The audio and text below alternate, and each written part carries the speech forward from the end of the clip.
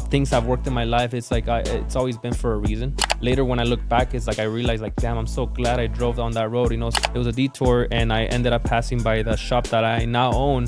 Had a great relationship with the owner, and 4 years later, I got the opportunity to buy the place. So now Rancho Express Loop is my business. Wherever you guys are watching this show, I would truly appreciate it if you follow or subscribe. It helps a lot with the algorithm. It helps us get bigger and better guests, and it helps us grow the team. Truly means a lot. Thank you guys for supporting, and here's the episode. All right, guys, we got Nestor Gutierrez here from Rancho Express Lube. Thanks for coming on, man. Thank you, Sean. It's a pleasure to be here. Yeah, it was good connecting with you at Aspire. It was amazing. It was an amazing event. Yeah, you said you're from LA, right? I'm from Rancho Cucamonga, California. Okay, so you've been out there your whole life? No, so actually from a rural area up by Lake Tahoe, Colville, California. Very small town of 400 people, and I moved to SoCal in 2014 for school purposes, yeah. And I know before you were in that town, you were an immigrant, right? So you had to come here, learn English. Yep, so I came to the United States at the age of 8. Damn. Yeah. Where were you from before that? I was in Guadalajara, Jalisco. Okay. Yeah, Mexico. So that's a big difference. Big difference, you know, like you go from, you know, being very poor, you know, walking in the streets with no shoes and not having enough clothes, you know, just shorts on pretty much. You come to the U.S., it's a little bit better, but, you know, when we first moved over here, it was a very small house. It had no rooms. It was just one big, like, a living room, you can say. Yeah. But we had to make it work, and I had another sibling, you know, so it was tough. You had to adapt, but growing up over here it was one of my toughest moments because I didn't know the language. Yeah. You know, I was for the first month, it was very tough on me because I felt very like useless, you can say, because I couldn't communicate to other people. And it really got to me. I was depressed, I would cry, and it was like at what point am I going to learn this language, you know? And it was one of the toughest moments in my life. But as I started learning, you know, words, I started getting more comfortable, and it worked out, you know? Yeah. It worked out, so I'm grateful for that. Can't even imagine that, because having to come here is already hard, but now you're in a town of 400 people where everyone knows each other and you can't even talk to them. And then just being it was a community that, like, you can say, like, there was only another 3 Mexican families, but in the actual school, I was the only one in elementary, and there was 2 other Mexicans in high school. So it was big age gap. Even worse, you know. Yeah, so you had no one your age to talk to. Literally no one. So I'm grateful for that because it forced me to learn the language faster. Yeah. So that's the only good thing about that. But, you know, going through the motions, it was very complicated. Interesting. And then you go home, and then you know, it's not like my parents can help me on the homework. Right. I don't know the language. They don't even know. You know? So it was even worse. You had to figure out the mathematic problems on your own. Yep. Why did your family pick that specific town? Because that's such a random. It's a question I always get asked, and it's because my dad had already came over here to that specific town like 3 years prior to that, so he already had a secure job. So that's the reason why we followed. We came with him. Yeah. What was your relationship with your dad? Really great till this day. Oh, nice. Yeah, he's like one of my best friends. Okay. Yeah, that's a rare answer. yeah. I know, it's very rare answer, you know, and I think it's like it got better when we moved over here because one of the things he wanted us to come with him because he would be spending like about 10 months in the U.S. and he would go back for like 2 months. So when he would go back, it's like, who are you, dude? I'm not used to seeing you, you know? So that really hit him. Like, I wouldn't call him dad because I would never see him. Oh, wow. Yeah. So you didn't call him dad? I would call him by his name, you know, because I was growing up without seeing him that much, you know. Holy crap. And it really got to him, and that's when he's like, you know what, I need you guys to come with me now. So when we came over here, like, I think we only became closer as a family because that's the only people I really talked to, you know, my parents. Right. And my little sister was only 2 at the time as well. So that was our little circle.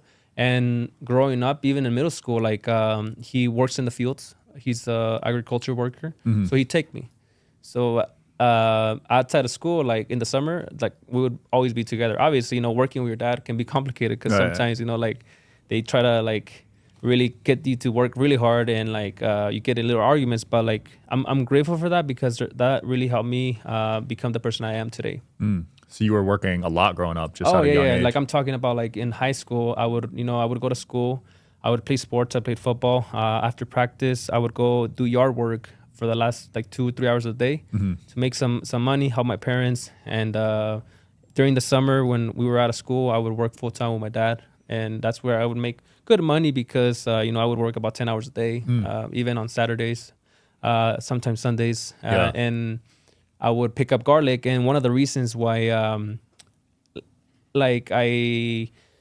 I was, you can say I was like kind of not really forced to work because I didn't really have to, but just for me, it was the motive of seeing my mom out in the fields picking garlic. I'm like, that's disrespectful. Like if my mom is doing that, like I should be doing that, Yeah. So she was setting the example on that side, because my mom was working like bless her heart, like she would wake up at 4 a.m. Damn. To go to the fields because we want to get an advantage before the sun comes up. And then we would go home like around like 12 p.m. to eat lunch. We would go back to the fields around 2 p.m. until 7 p.m. She still had to go home. She still had to cook. She still had to wash dishes. She still had to be a wife and a mother. Yeah. And it's like, damn, like there was no rest, That is nuts, dude. It was very, very crazy, So now it's like I really cherish the moments. Yeah, shout out to mothers out there, man. Absolutely. Especially ones that are working that hard. Absolutely. Doing physical labor. So were you doing physical labor up until college? Up until college, yeah. I was doing physical labor, doing, just driving tractors, doing like landscaping things, picking up rocks, whatever was there to do in the ranch, I would do it, And then when I went to, so I had a decision to make. Before I went to SoCal, once again, I couldn't really go to college. I had no grants. So the closest university was University of Reno, UNR, or go to San Francisco to a community college. San Francisco was about 3 hours away. So I'm like, I was like really shy. I didn't want to go that route because I didn't know anyone. Right. So then we looked into SoCal, where I did have family. And I'm like, you know what? I feel more comfortable going to SoCal. I'll go to SoCal. And that's why I ended up going to Chaffey College in Rancho Cucamonga because of they had the automotive program. Okay. Other than them, like it was really rare back in that time, 2014, for any school to have that. Yeah. Not a lot of schools had it, just for the reason because of UTI. Everyone wants to go to UTI because they promise you so many things, but at the end of the day, they don't really become a reality, So sounds like college. Yep. Yeah. So I ended up going to Chaffey College for 3 years, and it's crazy because how things have worked in my life. It's like it's always been for a reason. And later when I look back, it's like I realized, like, damn, I'm so glad I drove on that road, So quick story: I was going to college, I was coming back, and there was a detour. Yeah. There was a detour, and I ended up passing by the shop that I now own. But at the time, I looked left, and I saw that they were hiring. And I stopped by, didn't have a job. I was going to school under the California Dream Act. And I applied, and right off the get-go, like, the manager was racist, or we're not hiring. Oh, wow. I'm like, well, there's a sign that says you're hiring. Yeah. And then the owner comes out. He's Latino as well. He's like, what do you mean? We are hiring. Let me have an interview. We had an interview. The guy liked me. He took a shot on me because I had no experience in that industry, like professionally. So he took a shot on me, and I told him, like, just teach me what I have to do. I have a great work ethic. I won't let you down, and I'll show you what I'm made of, So gave me the shot. A month later, my life was miserable. Once again, the manager's really racist. Yeah. They treated me like crap. I would do everything in the shop, but I was not going to work, waking up excited. I hated my life. Right. It was miserable, So it got to the point where I told my dad, and my dad's like, just go ahead and quit. Come over here during the summers, keep doing the thing, working, and we'll make something work.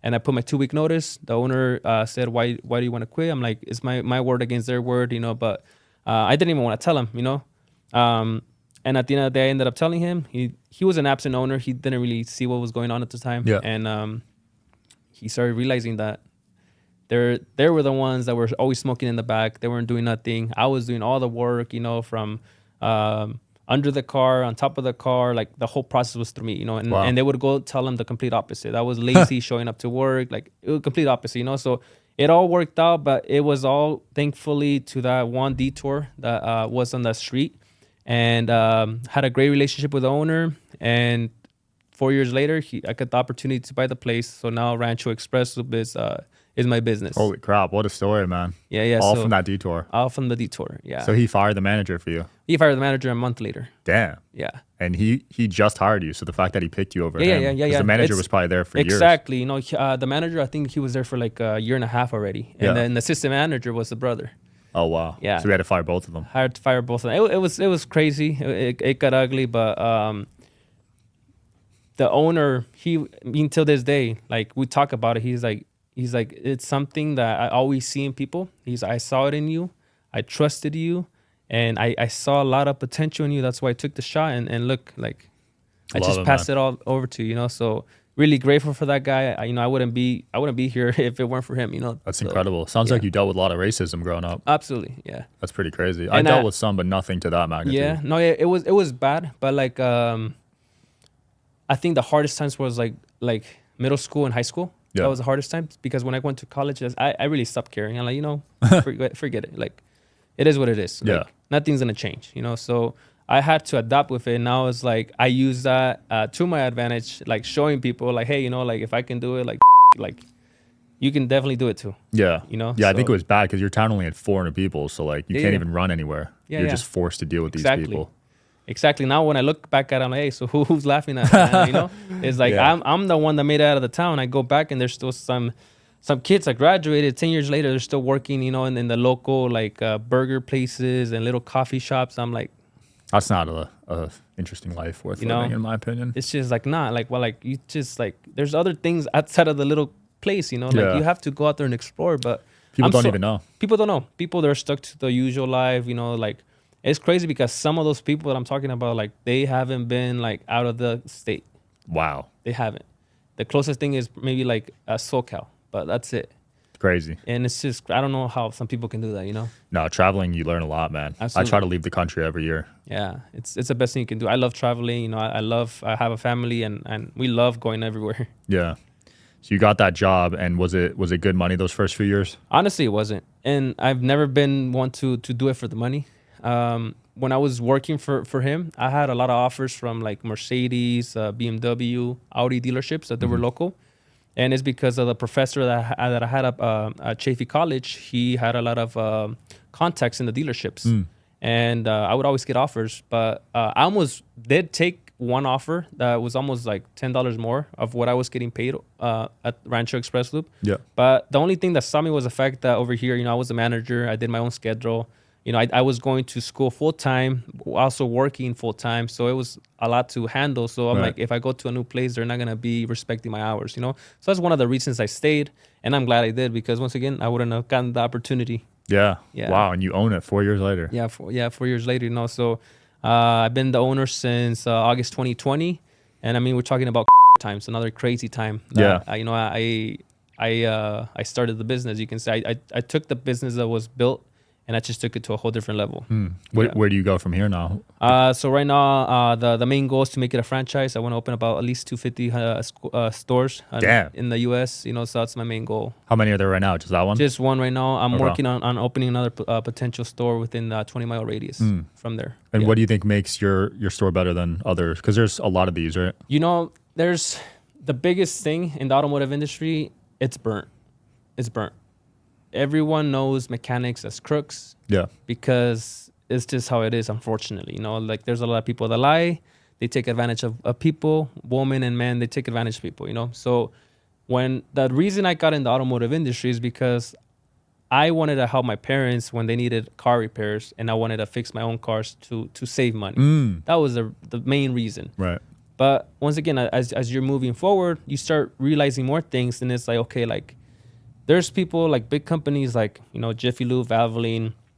Everyone knows them, you know, Quick Loops. Everyone goes to them because they see the ad, you know, on the magazines, on Instagram, on social media. But their motto is to give you a discount. You go and they give you a very crappy service, and then they mess up your things. They mess up your cars.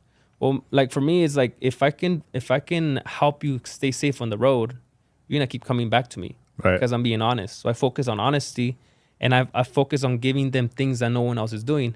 Like I do digital inspections. I explain everything that the car needs. I don't focus on any sales. that are gonna come later, and not gonna come and bite my because if making money now is projecting you for failure in the future. Wow. You know, so you're thinking more long term, more customer I'm always oriented. thinking about long term, you know, because the way I see business is really like customer service. You have to make sure that the customer is satisfied in your product. Yeah. The customer is satisfied in the product, they're gonna go do word to mouth, which is the best marketing that you can ever do. So that's what I focus on. I want my product, I want the service to be as perfect as possible. You know, so from the moment that they give us a call, that has to sound amazing. You know, the moment they come in, the way we greet them, it has to be amazing.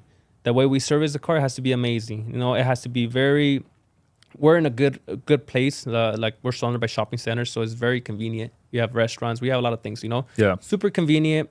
There's a car wash next to us, so we want to make sure that they just drop it off. They're in good hands, and once they leave, like we gotta make sure we made an impact in at least one thing. You know, if it was a quick service, they love the way that we care about them. We ask questions. How is the day going? We focus on the relationship. Right. You know, because no one's gonna go to a shop excited to get an oil change. Yeah. To change their brakes. That's true. To change their tires.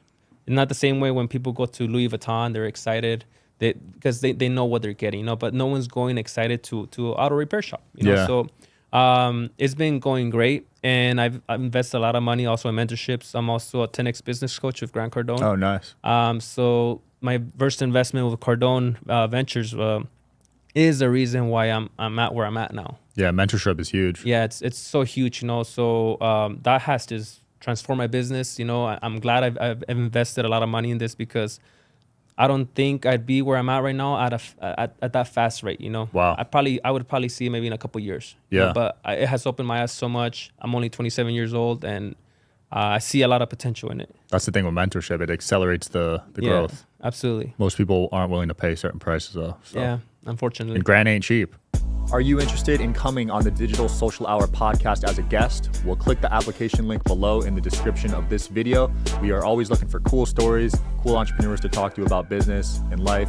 Click the application link below, and here's the episode, guys.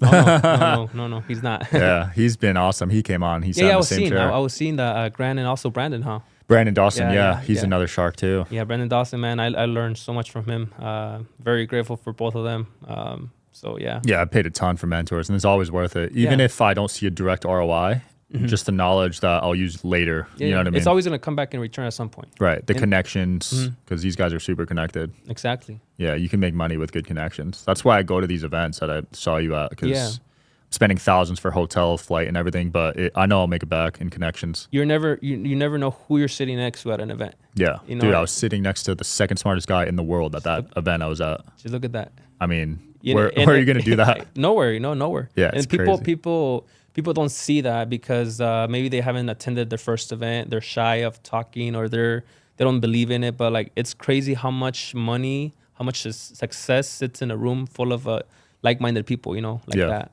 So I just I've been doing so much networking in the past year. Like this month, I've gone to like 8 different conferences. Wow, just this month? Just this month. Holy crap. You know, last week I went from San Diego to LA. Now I'm here, and then I'm going to Florida on Monday, and then before Monday, this week I'm also going this weekend to Newport. I have another event, so it's like that is nuts, man. I keep meeting a lot of great individuals. They're opening more doors for me, connecting me with more wonderful people, and it's like I'm loving it. Like I love it. Yeah, and 10X GrowthCon's coming up, right? That's next month. That's next month, yeah. Yeah, I'm gonna try to go to one of that. I haven't been to that one since the second one. Okay, the one in Vegas, actually, Vegas, at the Luxor. Were you at that one?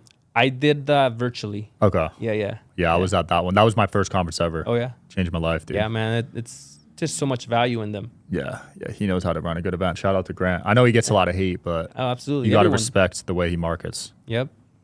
I mean, he gets more hate than anyone I know, but at the end of the day, just look at what he's done. So I mean, it's a different style. Yeah, I like that. Any other mentors you have? Yeah, I have Albert Preciado. I know you know him. Yeah, he's been he's on awesome. here too. So he's one of my really close mentors. We do a lot of things together. I also have David Meltzer, another really great mentor. I had Andy Ellie as well.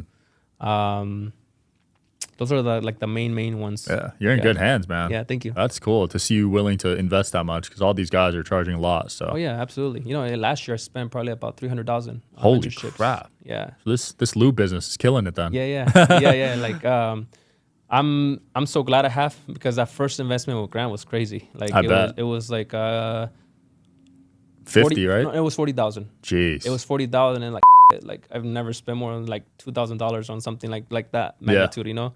So it was like it took me about 2 weeks to think about it, and when I finally moved forward, it's like I was scared as hell. Yeah. Super scared. I didn't know what to expect from it. I was super shy going in there. Like I had mixed emotions, you know. So after I came back, I'm like I had to come back, and I'm kind of making my money back now, you know. So that was my mentality, like getting everything I learned and putting it into work, and within 60 days, I made my money back. Wow. I think a lot of growth comes when you're uncomfortable or whatever. Absolutely. Because your back's against the wall. I put $100K in a mastermind once, and I knew I need to make that back. Yeah, I mean, like you have to. You know, there's no plan B. There's no backup plan, you know. And that's the way I look at it now. It's like I've never been able to afford anything. When I got the business, I didn't have the money to buy the business. Yeah. You know, when I got my first truck, I didn't have the money to get the truck. When I got my first home, I didn't have the money. I never had the money, you know. So that's the way I look at it. You know, I always put a lot of money on the line. That way, like, it forces me to do the things I haven't been doing, you know. And then I get to it, and I'm like, damn, that was easy. What's next? I love that. So that's really how I live.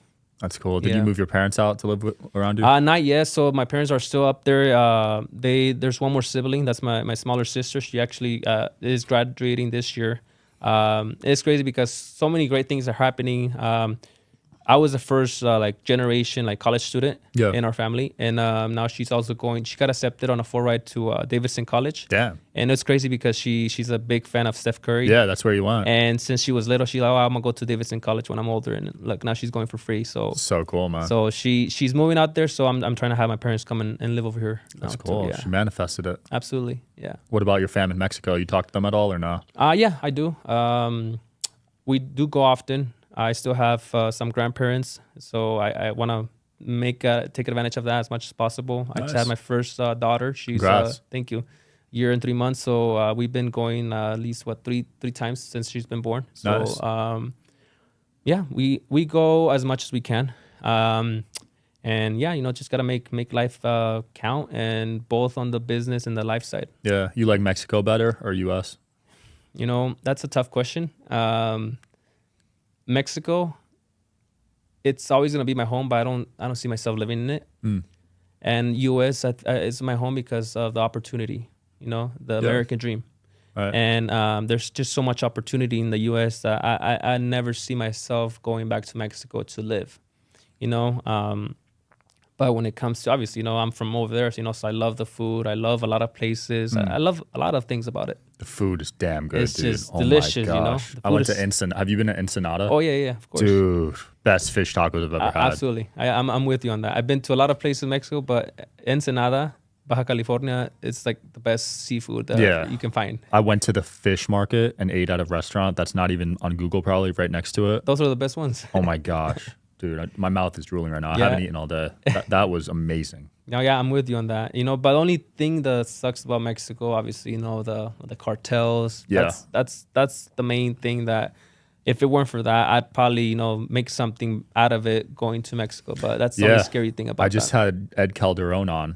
Oh, yeah? He was a police officer for Tijuana during the cartel war. Oh, wow. And he was giving me all the insights into that war, and it sounded so dangerous. Yeah, super. He said a lot of his colleagues didn't make it. Damn. Yeah, it's really bad out there. I don't know if it still is, but it's really bad right now. Damn. Super bad. It's scary. Yeah, that's unfortunate. I don't know how people, they have to make the best out of it, but there's people out there that unfortunately, they have to stick with it, and then sometimes they get taken care of, and they have no choice than joining them. Yeah. So if you grew up in that environment, you might have even joined. I would probably be there. Yeah, because they influence all the teenagers to join.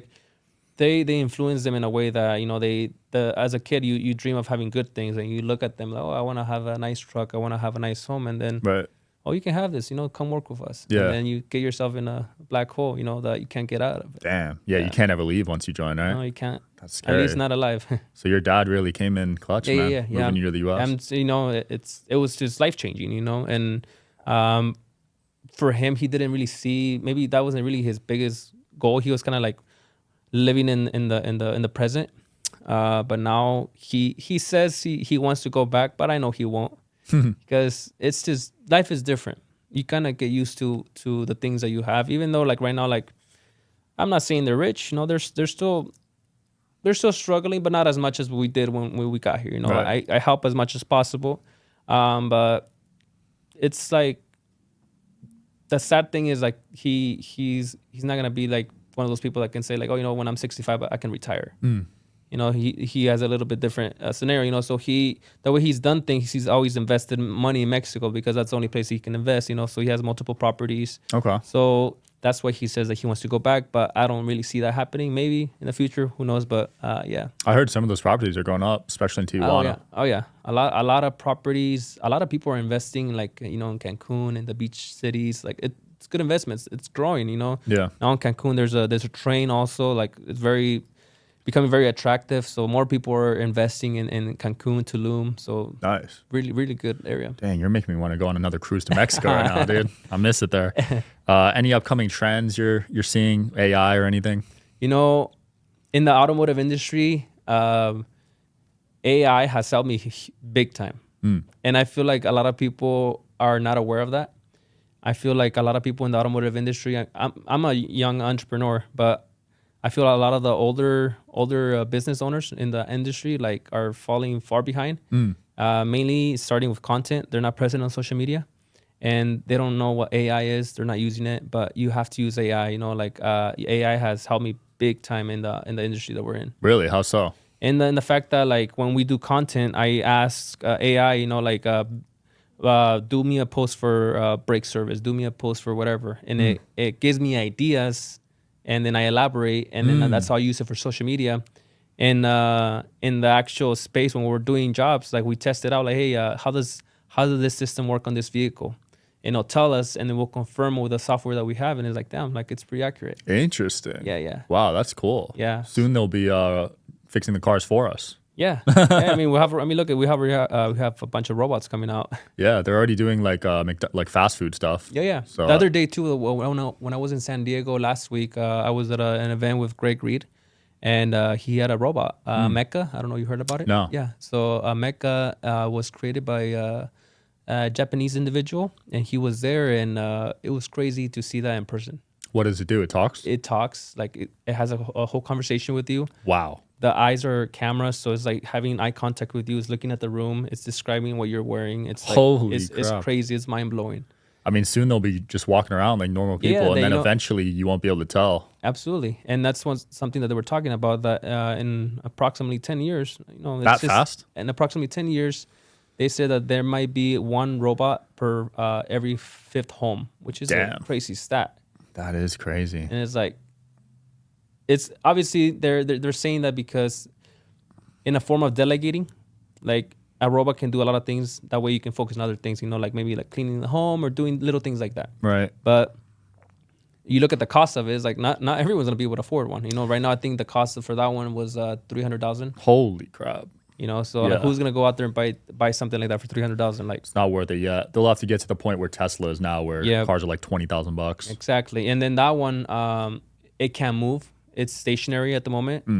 It's like hooked up with a bunch of things, but like obviously still in the works. But to see where everything is going, I feel like if you're not keeping up with AI and technology, you're gonna fall very far behind. Yeah. I use it for the pod. It helps me so much. Yeah, come up with questions, find guests, very find helpful. viral topics. Very helpful, you know, like and same thing in the business, you know, just a year ago, I started doing the whole social media thing, you know, like doing a lot of reels, a lot of posts. And when I heard about ChatGPT, I'm like, what the hell is that? And I started looking into it, like, damn, this just made the whole process way simpler. You know, so now it's like, I try to post as much as possible, at least like 1 or 2 posts a day, post a lot of stories. And right now, my about 60% of the business that I have comes from Instagram. Wow. In the automotive industry. That's impressive, man. Yeah, you know why? Because no one else is doing it. Right.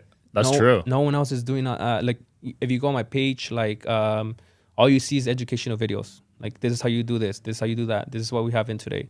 This is how you do not do this. You know, this is like how you lead up to these repairs, you know? So people watch and they turn into customers. They trust you. I'm not going out there and I'm like, hey guys, $15 off or $20 off. I'm not doing that. I'm not putting coupons on there. I'm just posting content, and then they turn into customers, you know? Yeah, I think you're building that trust with people. Yeah. So now when I hear people talking about the fact that, you know, you're not on social media, you're slowly dying, I'm like, damn, I see that now.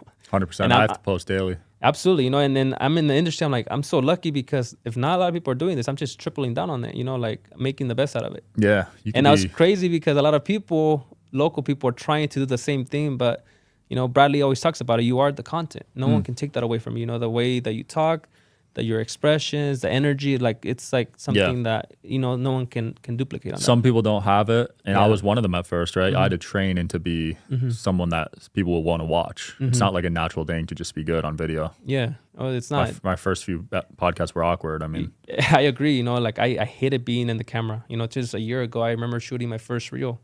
Actually, it was in March. And I only did that investment because of a friend that said like, hey, you should be doing this. I'm like, I don't like the camera. He's like, no, you should do it. Let's do a couple one. And we did a few and it went well. And then I started getting a little bit more, you can say comfortable in the fact that I saw like a lot of progress in the reel, like a lot of views and shares and whatnot. So it forced me to like get comfortable with it and like make the best out of it, because I'm like, I have to do this because of the business. It's gonna make me grow. That was my mentality. Even though I hated it, like I have to do this. I was the same. I was scared of cameras, literally feared them. Didn't want photos, videos, but now complete opposite. It's like it becomes natural, you know? So you have to be doing things like this because it's so important. Yeah. People are gonna buy with who they see on social media. They're on social media all day, you know? They're consuming it. Nestor, it's been cool, man. Anything you want to promote or close off with? One thing I wanted to share with you guys is I'm having the Infinite Growth Expo. So it's an event that I also created. I want to be sharing my story. I want to help other people, you know, scale their businesses. And I've created a community. It's going to be August 10th in Ontario, California. The Infinite Growth Expo. We're going to have David Meltzer. We're going to have Greg S. Reed and other great speakers on there too. So awesome. I hope everyone checks it out. I'll try to make it out there, man. And we'll link below. Thanks for coming on. Of course. Thank you. Thanks for watching, guys. Check out the event, and I'll see you guys next time. Yeah.